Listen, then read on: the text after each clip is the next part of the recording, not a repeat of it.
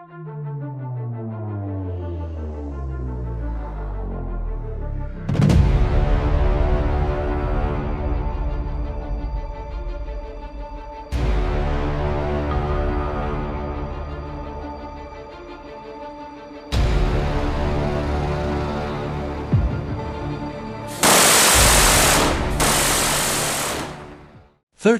billion. Let that number sink in. That amount of money could fund an entire small country. It could build thousands of hospitals and schools, or feed millions of people for years. Yet the United States chose to spend it on a single creation. Over 100,000 tons of steel, set afloat in the middle of the ocean. This is the USS Gerald R. Ford, the most expensive warship ever built, the largest aircraft carrier in human history, and one of the most controversial machines of the modern age. To some, it is the ultimate symbol of technological dominance, a floating fortress designed to maintain global stability. To others, it looks like an outdated idea, an enormous target in an era of drones, satellites, and hypersonic missiles. So what is it really? A masterpiece of engineering, or a $13 billion mistake? On Beyond Navy, we are not here to admire steel or patriotism. We are here to understand reality, to strip away emotion and look at facts. To understand this ship, you must forget the idea of a normal vessel. This is not a boat. It is a floating city. The USS Gerald R. Ford was built at Newport News Shipbuilding in Virginia, the only place on Earth capable of producing nuclear aircraft carriers. It was not constructed as one piece. It was assembled. More than 200 massive steel sections, known as superlifts, each weighing between 80 and 900 tons, were welded together with extraordinary precision. When finished, the result was a vessel with a full load displacement of nearly 100,000 tons. To put that into perspective, it weighs almost the same as 400 statues of Liberty combined. If it were placed upright, it would rise higher than the Eiffel Tower. At first glance, such size appears dangerous. Many people assume that something this large must be easy to find and easy to destroy. That assumption sounds logical, but modern naval warfare does not work that way. Survivability today is not about being small.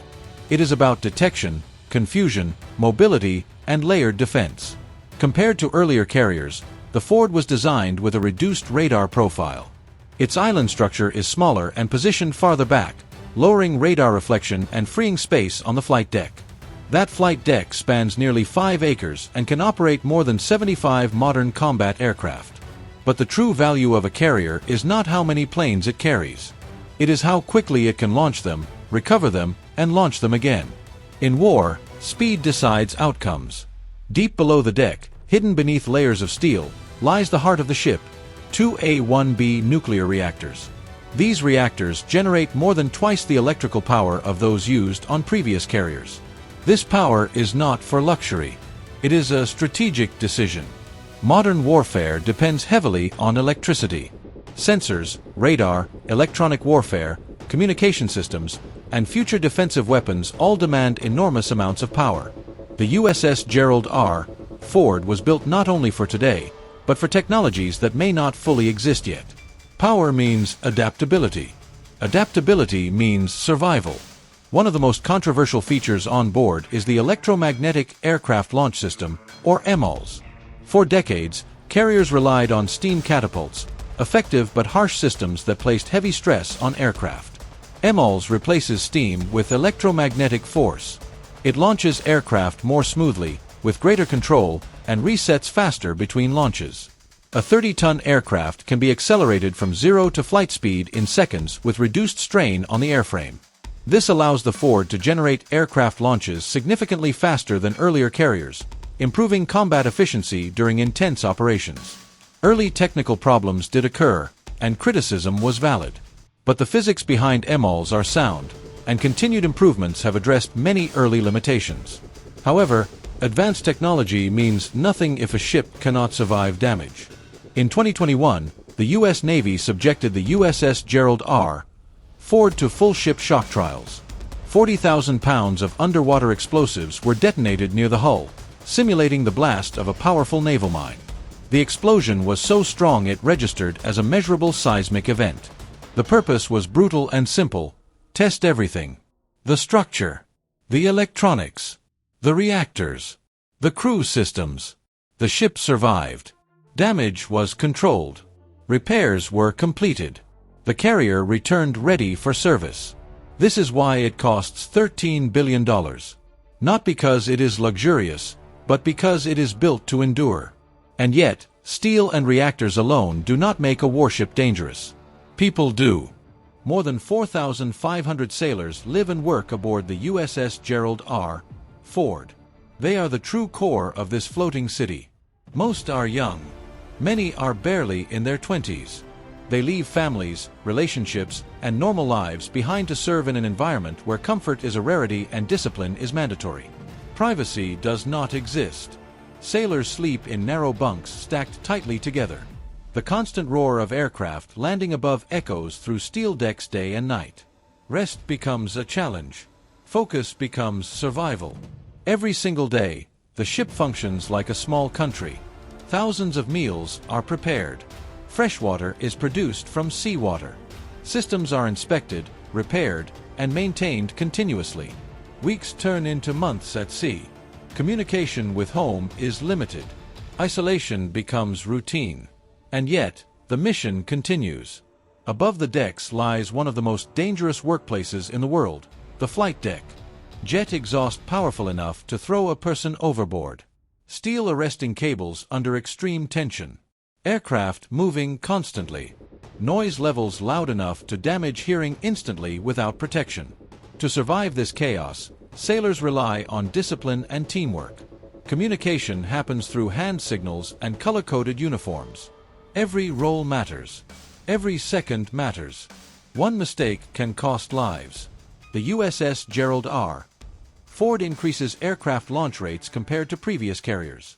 That means higher pressure, faster tempo, and greater responsibility placed on human shoulders. Technology can assist, but humans make the decisions. Now we confront the question that dominates modern debate. Hypersonic missiles. Yes, they exist. Yes, they are fast. Yes, they pose real challenges. But the carrier never sails alone. The USS Gerald R. Ford operates at the center of a carrier strike group.